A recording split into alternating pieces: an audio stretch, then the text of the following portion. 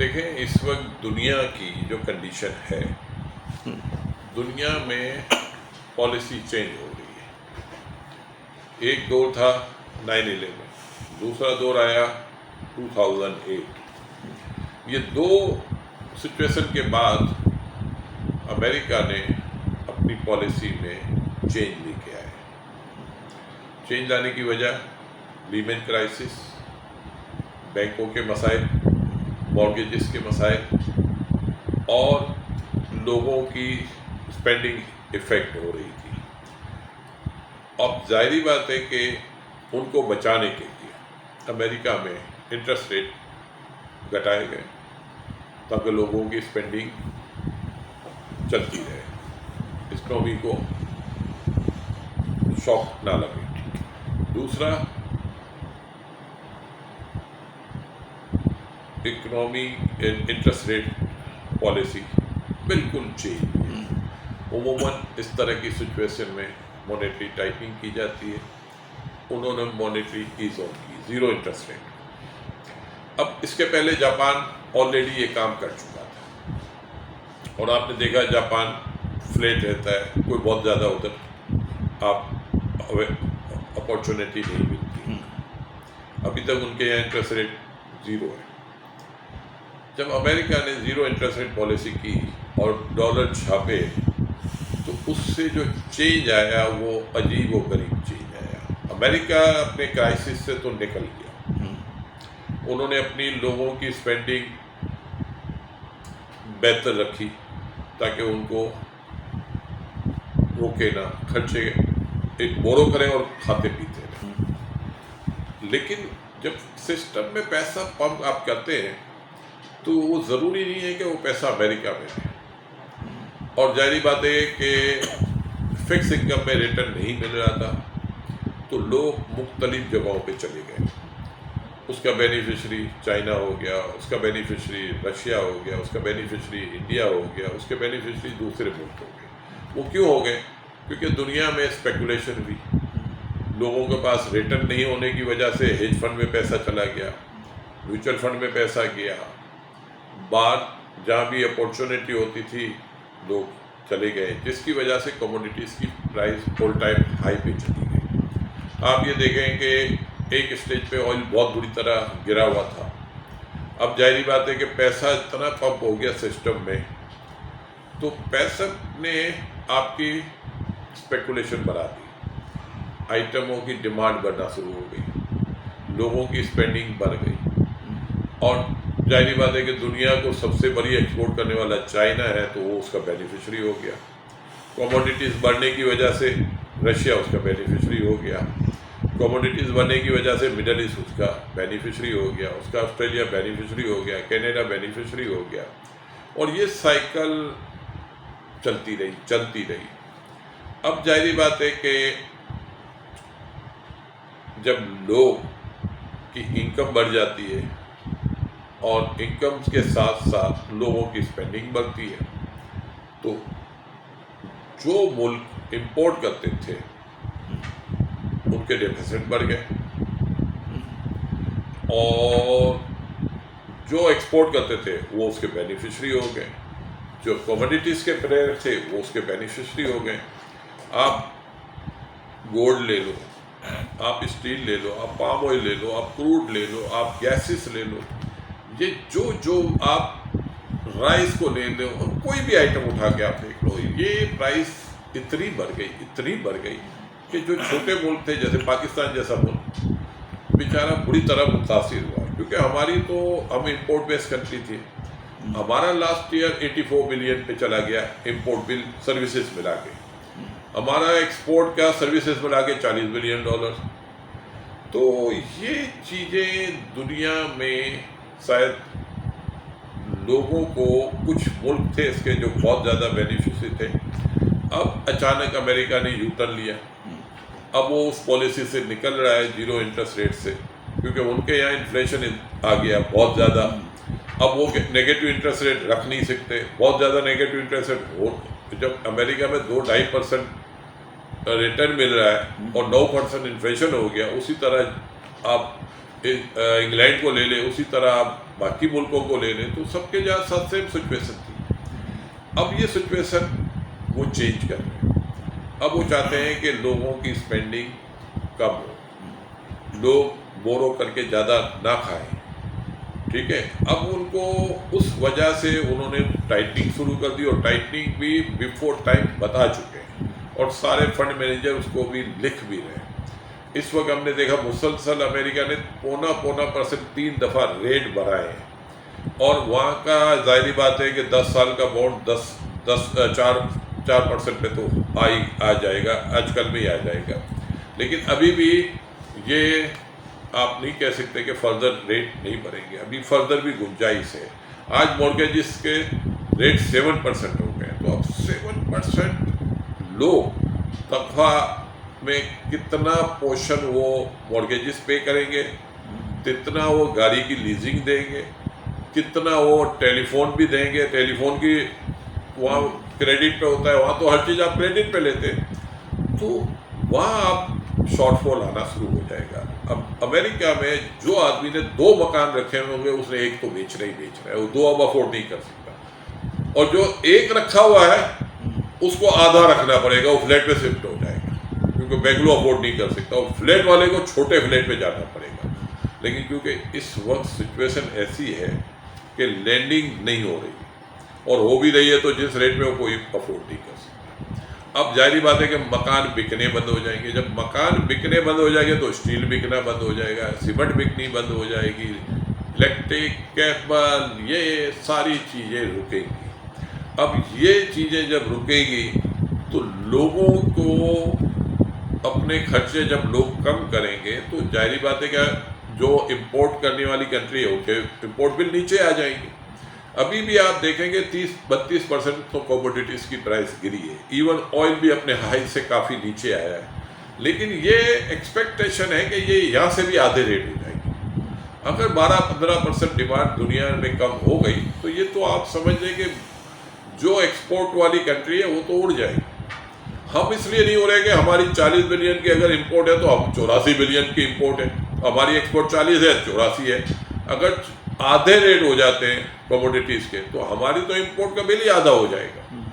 फिर जाहिर बात है कि एक्सपोर्ट हमारी थोड़ी बहुत गिरेगी, तो हमारी एनर्जी की भी डिमांड कम होगी। तो गवर्नमेंट को अभी बड़े सोच समझ के डिसीजन लेने होंगे कि हमारी पावर जनरेशन हमारे पास काफ़ी है, और इस वक्त हम फर्दर जनरेशन में ना जाएं। गवर्नमेंट को रोकने की ज़रूरत है। ये रिन्यूएबल एनर्जी और ये हमारे बिजनेसमैन बड़े सपोर्ट करते हैं, लेकिन बिजनेसमैन तो बाल बना रहा है ना, तो सपोर्ट भी करेगा, क्योंकि वो तो गारंटी रिटर्न लेने के लिए हर काम करने को तैयार है। अब गवर्नमेंट को ये सोचने की ज़रूरत है पाकिस्तान को बचाने के लिए किसी किस्म के कोई प्रोजेक्ट वो गारंटी के ना लाए। अगर ये लाएंगे तो इसको हमें भुगतना पड़ेगा, और आज ये डिसाइड कर ले कैबिनेट में बैठ के कि भाई किसी किस्म की हम सब्सिडी नहीं देंगे। अब ये सारी चीज़ें हम ख़त्म करें, हम अपने मुल्क को आज की दुनिया की कंडीशन में पहले एडजस्ट करें। हमारे लिए ख़तरात कम है, क्योंकि अमेरिकन इंटरेस्ट रेट बढ़ने की वजह से पूरी दुनिया का पैसा अब अमेरिका के में जाएगा फिक्स इनकम में। जब अमेरिका 4% डॉलर में देगा तो कोई पागल का बच्चा होगा जो बाहर पैसा रखेगा। तो सिचुएशन चेंज होने जा रही है, और उस सिचुएशन के लिए पाकिस्तान को तैयारी करनी है। और तैयारी क्या करनी है कि जाहिर बात है आपकी एनर्जी की डिमांड कम होगी। हमें जो सबसे बड़ा बेनिफिट है कि हम लग्जरीज एक्सपोर्ट नहीं करते, हम वैल्यू एड वाले लोग नहीं हैं। हम ये जीन्स बेचने वाले लोग हैं, हम तौलिया बेचने वाले, हम बेडशीट वाले हैं, हमारी ये एक्सपोर्ट है। और जाहिर बात है कि जब दुनिया क्राइसिस में जाती है तो ये सारी सस्ती चीज़ें, तो हो सकता है इनकी डिमांड बढ़ जाए, सूटेड वालों की डिमांड कम हो और जीन्स वालों की डिमांड बढ़ जाए, तो मुमकिन है हमें इम्पैक्ट भी ना आए। लेकिन जाहिर बात है कि दुनिया में सैलरीज बहुत बढ़ गई है, पर आवर्स डॉलर में $15 लोगों को घंटे के मिल रहे हैं, और हमारे पास तो मेन पावर बहुत है और हमारी सैलरी भी बहुत कम है। तो हमारे लोग जो आईटी के और लोग हैं ये दुनिया से बहुत सस्ते हैं, तो हमें शायद वो इम्पैक्ट नहीं आए। इस पूरी दुनिया के क्राइसिस जो इस वक्त दुनिया के ऊपर मंडला रहे हैं उसमें हम अपने, हालांकि हम अपने मुश्किल दौर में बैठे हुए हैं, और मुश्किल दौर में ये है कि हमारे पास रिजर्व नहीं है। लेकिन इंशाअल्लाह ताला ये छोटा भी रिजर्व जो है ना, हमारी इंपोर्ट के जो बिल आने वाले महीनों के है ना, जैसे अब आज हम सितंबर में, अक्टूबर, नवंबर, दिसंबर, आज हमारी पावर जनरेशन भी बहुत ज़्यादा नहीं है। हमारे पाकिस्तान का वेदर भी काफ़ी बेहतर हो गया है, तो हमारी हाइडल बिजली भी काफ़ी फुल फ्लैश आना शुरू हो गई है, न्यूक्लियर बिजली भी काफ़ी आ रही है। तो पाकिस्तान को मैं समझता हूँ कि हमारे लोगों के कॉन्फिडेंस लेवल को बेहतर करने की ज़रूरत है, लोगों को पैनिक करने की ज़रूरत नहीं है। हाँ, हमें इस वक्त फौरी तौर पे अगर ये गवर्नमेंट 3-4 बिलियन डॉलर अरेंज कर रहे हैं और अपने रिजर्व को बढ़ा ले, तो ये हम मुश्किल टाइम से निकल आएंगे। लेकिन दुनिया के लिए खतरा ज़्यादा दिख रहे हैं। इंडिया जैसा मुल्क जिसके रिजर्व $650 बिलियन पे खड़े हुए थे, आज $570 बिलियन पे आ चुके हैं। और इंडिया में तो फॉरेन बोरोइंग इतनी ज़्यादा है बिजनेस कम्युनिटी की कि अगर खुदा न ख्वास्त वो पैसा निकला, और पोर्टफोलियो में इतना बड़ा पोर्शन है, अगर वो पैसा निकला तो वहाँ मार्केट भी बहुत महंगी है, बुक वैल्यू से भी बहुत महंगी है। बांग्लादेश भी आप देखें, उनके डेफिसिट रिकॉर्ड हाई पे चले गए। और पाकिस्तान में समझता हूँ कि अगर इंटरेस्ट रेट की पॉलिसी हमने ठीक कर ली और अगर ये कमोडिटीज़ की वजह से इन्फ्लेशन नीचे आ गया, तो मैं ये समझता हूँ कि हम बेहतर कंडीशन में बहुत जल्दी आ जाएंगे। और इसके लिए ज़रूरी है कि गवर्नमेंट आपस में पॉलिटिकल लोगों को बैठना पड़ेगा, बैठ के मुल्क के इंटरेस्ट की बात करनी होगी। और अगर वो ये समझते हैं कि मुल्क के इंटरेस्ट के लिए हमें इलेक्शन भी कराने पड़े तो उनको करा देना चाहिए, क्योंकि इस वक्त सियासतदान को अपनी अना छोड़ के मुल्क को देखने की ज़रूरत है। इस वक्त दुनिया बिल्कुल पॉलिसी यू टर्न की तरफ जा रही है और पाकिस्तान उन पॉलिसियों का बेनिफिशरी हो सकता है, लूज़र नहीं हो सकता।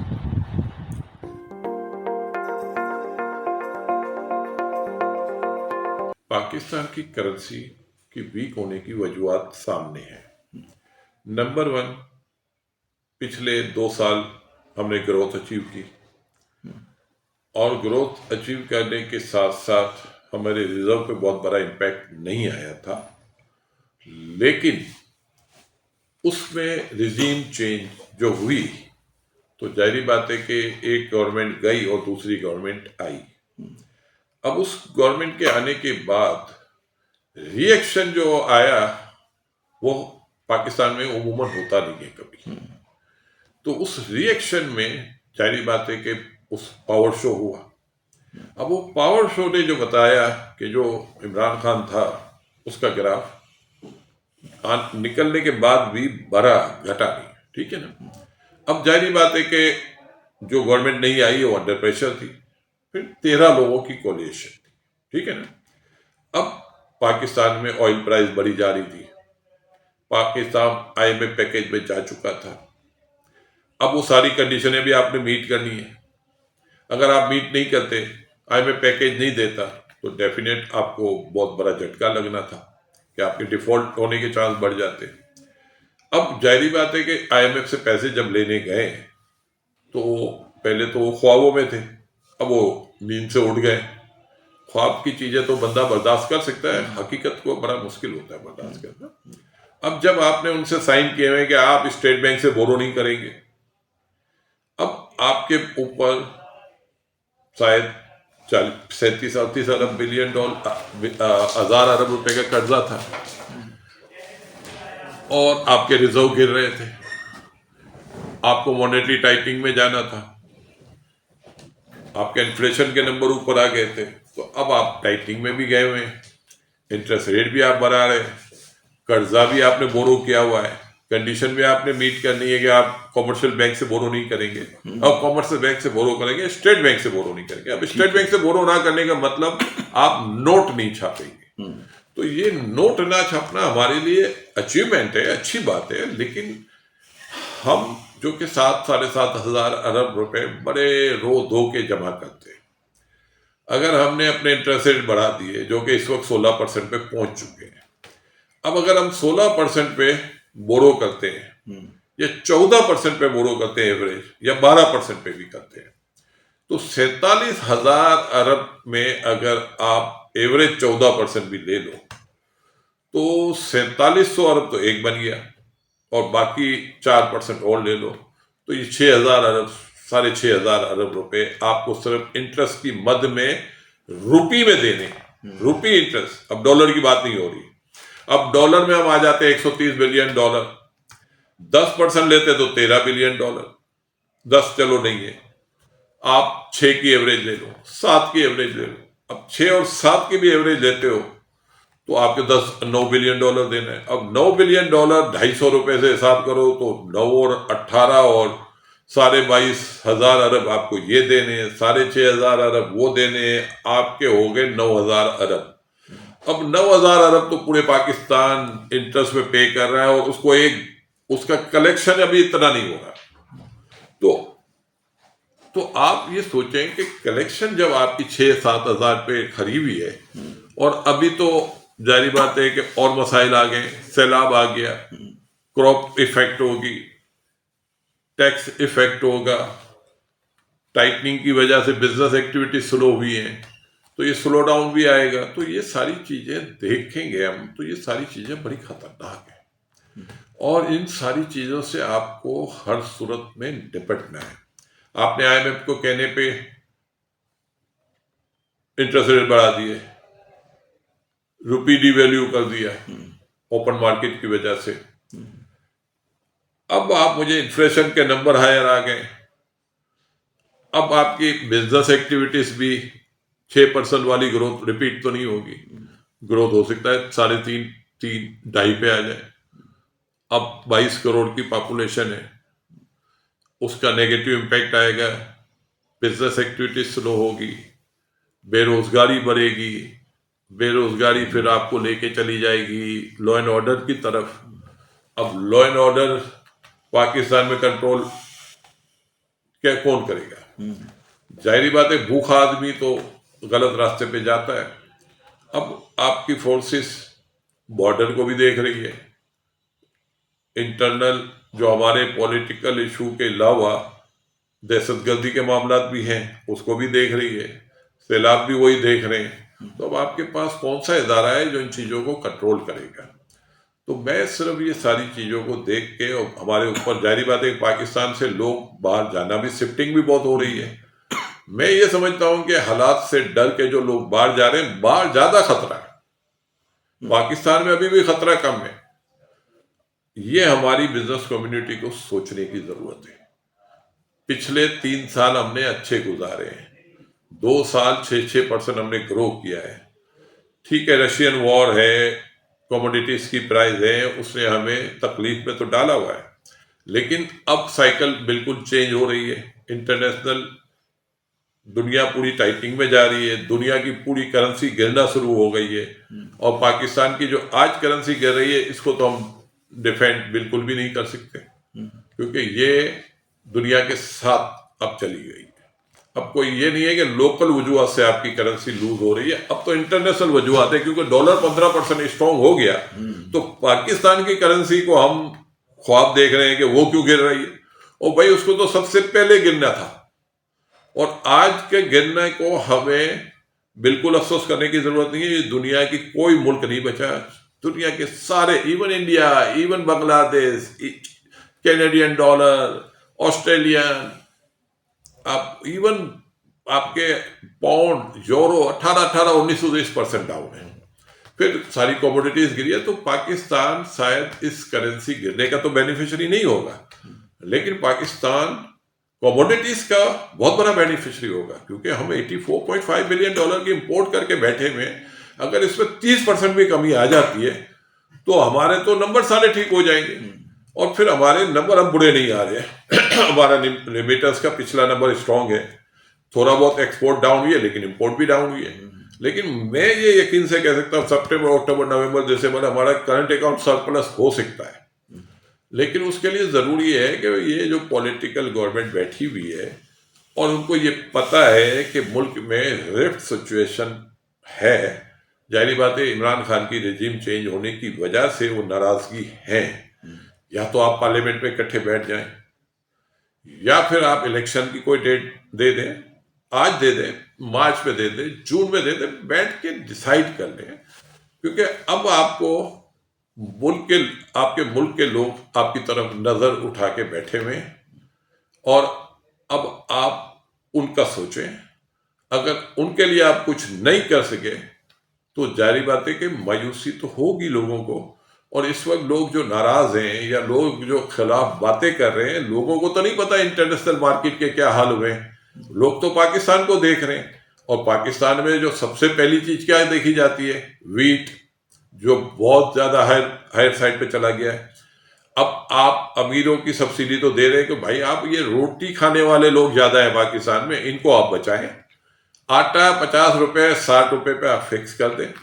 अगर तंदूर को 50-60 में आटा मिलेगा तो शायद वो 20 रुपए की रोटी बेच देगा। लेकिन अगर ये 100 रुपए का आटा मिलेगा तो वो 20 रुपए की रोटी तो नहीं बेच पाएगा।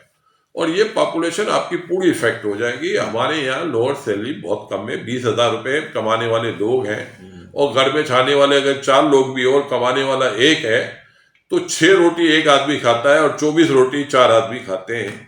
और 24 रोटी पे अगर आप 15 रुपए रोटी महंगी हो जाएगी तो आप मुझे ये बता दें कि 360 रुपए बनते हैं और महीने के कितने होंगे, 30 दिन के आप हिसाब करें तो ये कोई 11,000-12,000 रुपए आप रोटी पे खर्च कर देंगे।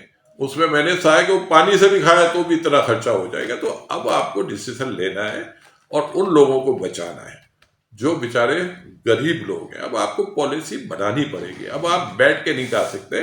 और फिर दूसरा, लोगों की एक्सपेक्टेशन, जारी बात है इमरान ने बहुत काम किया था। शायद इमरान की टीम इतनी स्ट्रांग नहीं थी, कमजोर टीम, लेकिन प्राइम मिनिस्टर स्ट्रांग था। अब जो प्राइम मिनिस्टर आएगा उसको उससे ज्यादा काम करना पड़ेगा, उससे कम काम एक्सेप्टेबल नहीं होगा। क्योंकि पहले तो काम होता ही नहीं था, तो जो थोड़ा बहुत कर लेता था वहां बड़ी खुश हो जाती थी। अब भाई आपको दिन में 10 मीटिंगें अटेंड करनी है। जो पिछला आदमी जो रिवायत छोड़ के जाता है उसको आपको फॉलो करनी पड़ती है या उससे बेहतर होना पड़ता है। तो अब आपको अपने आप को बेहतर करने की जरूरत है और वो बेहतर करने के लिए डायलॉग पहली फुर्सत में करें।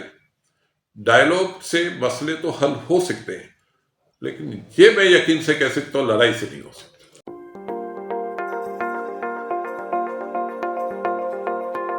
देखें, एशियन डेवलपमेंट बैंक ने बात बिल्कुल ठीक की है, लेकिन ये बात तो उस मुल्क के लिए करनी चाहिए ना जिधर पॉलिटिकल स्टेबिलिटी हो।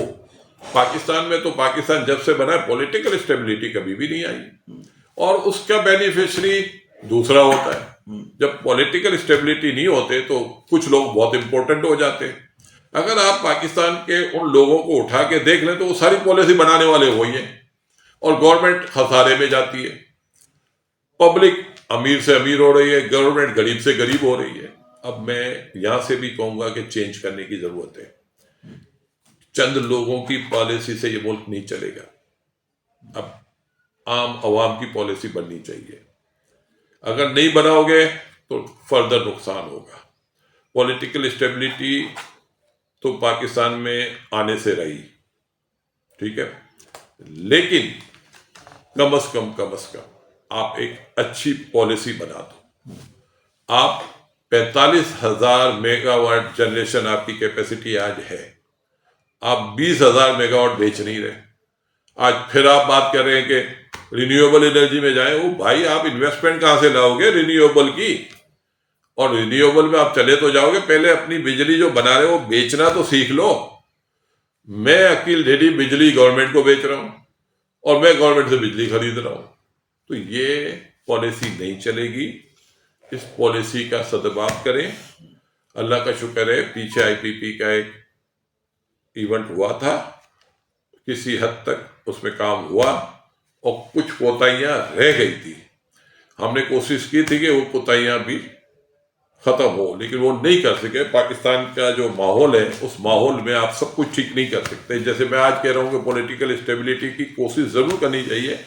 अगर इसमें थोड़ी बहुत कमी आ जाती है तो हमारे इंटरेस्ट में है, लेकिन खत्म तो 70 साल 72 साल 75 साल का बिगाड़ एक दिन में खत्म होने से रहा, उसको हम एक्सेप्ट करते हैं। लेकिन मैं ये यकीन से कह सकता हूं कि आज हम इस कंडीशन में हैं कि दुनिया शायद और मुश्किलात में जाएगी। शायद पाकिस्तान ना जाए।